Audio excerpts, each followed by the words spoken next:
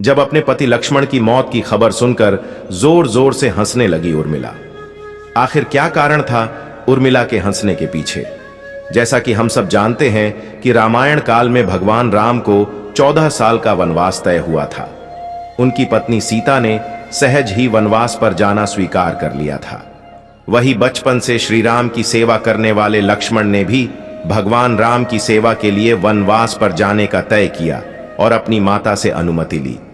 तभी वह संकोच करते हुए अपनी पत्नी उर्मिला के कक्ष की ओर बढ़ ही रहे थे कि माता से तो मैंने आशीर्वाद ले लिया, लेकिन अब उर्मिला से क्या आज्ञा लूंगा? मैं कैसे उसे समझाऊंगा? उससे क्या कहूंगा? तभी वो उर्मिला के कक्ष में पहुंचे।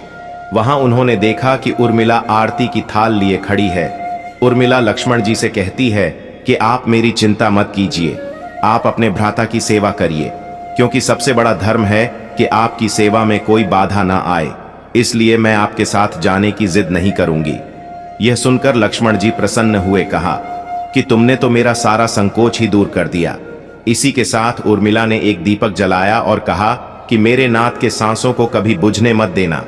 इसके बाद भगवान राम, माता सीता सहित लक्ष्मण जी 14 साल के लिए वन में वास करने चले गए। उनके पीछे उर्मिला एक तपस्वी की भांति अपना जीवन व्यतीत करने लगी। बता दें कि उर्मिला भी 14 वर्षों के लिए नींद में चली गई थी।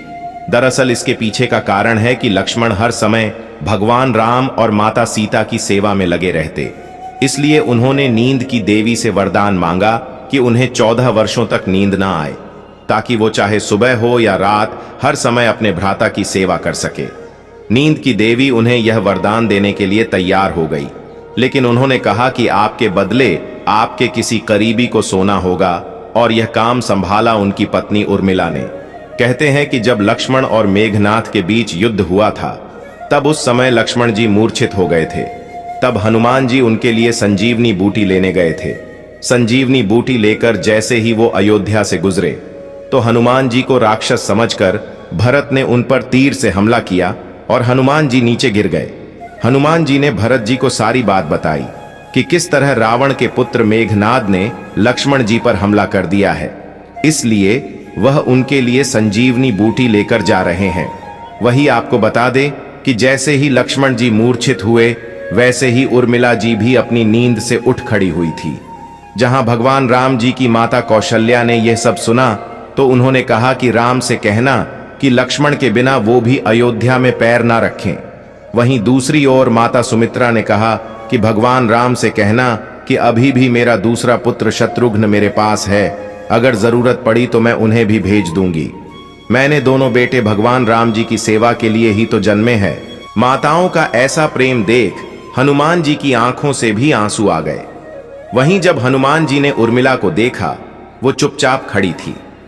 जब हनुमान जी ने उनसे पूछा कि क्या उन्हें अपने पति की चिंता नहीं हो रही, तब उन्होंने कहा कि हे हनुमान जी, मैं भला क्यों चिंता करूं? मेरा दीपक अभी भी संकट में नहीं है, तो मेरे स्वामी कैसे संकट में हो सकते हैं? और वो हंसते हंसते वहां से चली गई। जब हनुमान जी संजीवनी बूटी लेकर वापस लंका गए थे, तो संजीवनी बूटी से वह एकदम ठीक हो गए थे। तो वहीं उर्मिला जी भी अपने भवन में जाकर सो गई थी। रावण को हराने के बाद जब भगवान राम सीता माता समेत अयोध्या वापस आए, तो उन्होंने कई वर्षों तक अयोध्या में राज किया। तभी एक समय उपरांत अयोध्या में काल के देवता भगवान श्री राम से मिलने आए। उन्होंने भगवान राम से विनती की कि हमें किसी खाली स्थान वार्तालाप करना होगा, और अगर इस वार्तालाप के बीच कोई आ जाए तो आपको उसके प्राण लेने होंगे। भगवान राम और काल वार्तालाप करने लगे, और उन्होंने पहरेदारी के लिए लक्ष्मण को कक्ष के द्वार पर खड़ा कर दिया। तभी वहां पर दुर्वासा आर्षि भगवान से मिलने आए।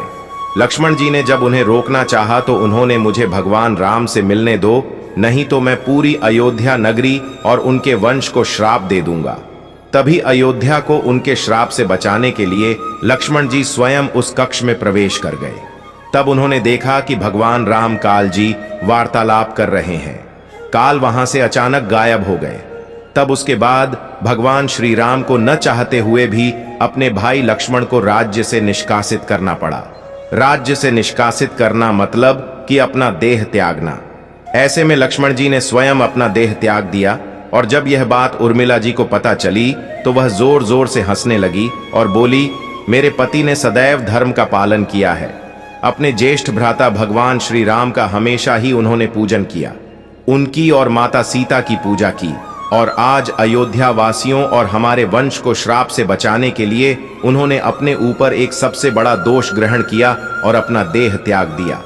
मेरे पति ने अपने धर्म का ही तो पालन किया है। ऐसे जोर जोर से हंसते हंसते उर्मिला जी ने भी अपना देह त्याग दिया।